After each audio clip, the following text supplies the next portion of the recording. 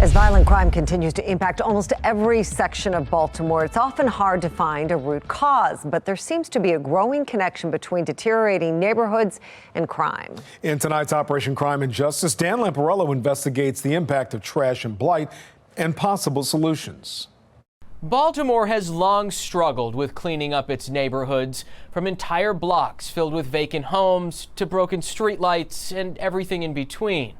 It's an environment even city leaders admit is directly related to crime and must be fixed. On the corner of North and Druid Hill Avenues, darkness has taken over the block. Streetlights meant to shine light on the sidewalks below, broken. A lack of light leading to concerns about what can and can't be seen. We are taxpayers and homeowners here. We should not be left in the dark like this for weeks. We've heard the concerns time and time again from city residents. I can't see when I come out my house. I shouldn't have to be like that. I should be able to come out when I get ready. And those fears are backed up with data, as this map obtained by Operation Crime and Justice makes clear. These colored dots showing broken and damaged streetlights, with the gray dots indicating crime all around. It is associated with those issues. Councilman Mark Conway is chair of the city's Public Safety and Government Operations Committee and believes this connection with crime can't be ignored. You can talk to any number of neighbors in those communities, and they'll always tell you that light is an issue, that they don't feel safe. And when you don't feel safe, you're not going to go into those areas. You stay away from those areas. And that leaves a vacuum for illegitimate activity.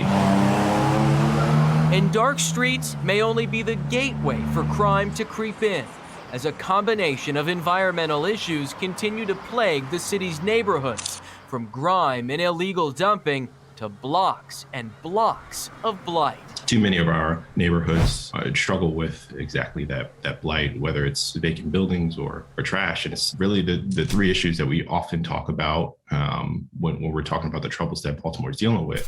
This month, Councilman Conway introduced a resolution aimed at trying to prevent crime in the city by better highlighting the impacts of environmental design. These issues are related, and I think we can't just look at one issue and focus only on that and expect to have new results.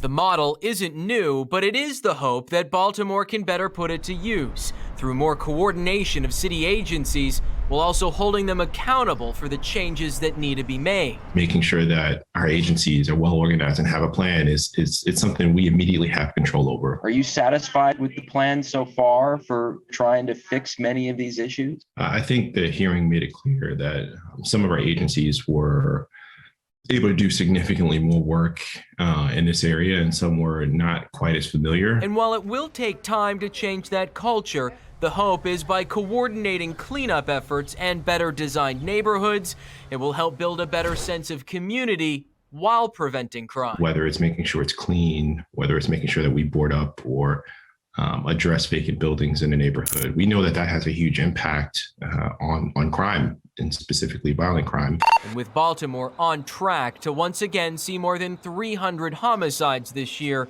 any approach to bringing light back into communities that have seen so much darkness is desperately needed. Crime prevention through environmental design has been in place in a number of other major cities in recent years and has seen some success as well. As for Councilman Conway's resolution, it is still in the early stages, and he says we should expect to see some more hearings in the months ahead. Well, Mary, the department commissioned Dr. Alexander Weiss, a nationally known public safety practitioner, to help develop a staffing plan. They reached out to him about 2 years ago, and tonight, an update to that report. At the Baltimore Police Department, the report is in, an update to the agency's staffing plan. Jason Johnson, it's extremely critical. It's BPD's number one issue. Is a former Baltimore Police Deputy Commissioner and president of the Law Enforcement Legal Defense Fund. Every concern the community has about the performance of the police department has to do with staff. In a city where homicides are on the rise, staffing inside BPD is struggling to keep up. Commissioner Michael Harrison saying his department is 259 officers short.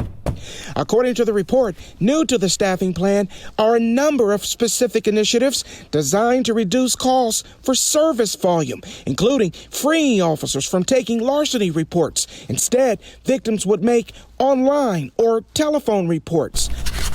Another key matter of concern in the updated report, recruitment. The problem is they can't fill the seats in the academy classes because for most people that have other career options, they look at law enforcement, and particularly law enforcement in such a challenging city, a challenging environment, as not something that they want to do.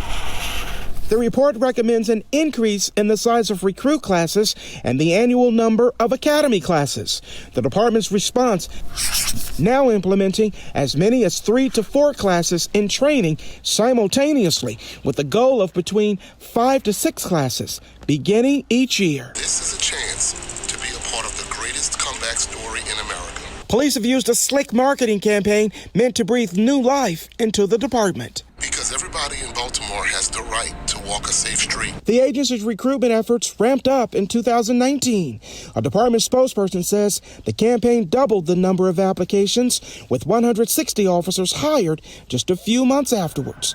But crime continues to surge as the department remains hundreds of officers short. To add to that, they wouldn't need to hire as many if they were able to retain the officers that they have. But a long-standing problem in the BPD is that many officers escape the very, very challenging and difficult work environment and go to the suburbs or leave law enforcement entirely. Well, the staffing plan also calls for officers to be diverted from traffic accidents. Instead, that would be handled by contractors, another initiative to help beef up patrols. School leaders, including the CEO, are expected to come before the City Council Education Committee. It comes as there's a possible class action lawsuit against the school system. Fox 45's Mackenzie Frost questioned Mayor Scott today about the issue again. She's live for us now. Mackenzie, Mayor saying he is not involved in the council's business at all. Exactly, Mary. I pressed the mayor about this issue, about the city council hearing, as well as this pending litigation. And when I asked him about the city council meeting in particular, the mayor says what the city council does inside City Hall isn't his business. Enough is enough. Outside City Schools headquarters Wednesday evening, protesters call for the CEO of City Schools, Dr. Sonia Santelises, to resign as startling data emerges from the classroom. 41% of high school students, a GPA of 1.0 or lower. Half of middle and elementary school students, at least one failing grade. Meantime, today, an Education City Council committee hearing ignoring the struggling students, focusing on vacant lots and buildings in Baltimore. In 1 month after a new school year is already underway, Councilman Robert Stokes will bring Santelises before his committee for questions about performance again. This hearing only comes after weeks of Fox 45 News demanding to know when this hearing would take place. Today, should the city have to wait that long to get answers? And have you had any more communication with the CEO about the state of schools? The council schedules what their business on council terms. I'm not a legislator anymore. I don't determine what happens there. I think for me, what I am focused on when you talk about our school children is, one, getting them registered and making sure that they're returning back to schools. Mayor Scott pivoting from the pressing issue. We have to make sure that our system is continuing to grow. I don't comment on open lawsuits, as you know. That's not something I'm going to do. But what I will do for folks is to say, for everybody that wants to complain about what's going on in our schools, when's the last time you volunteered in the school? Just a quick follow-up on that. I know you said you're not a legislator, you're not involved in city council, but you are the mayor. Your voice carries a lot of weight in this discussion. Should they be acting quicker with more urgency? No, the reality is this.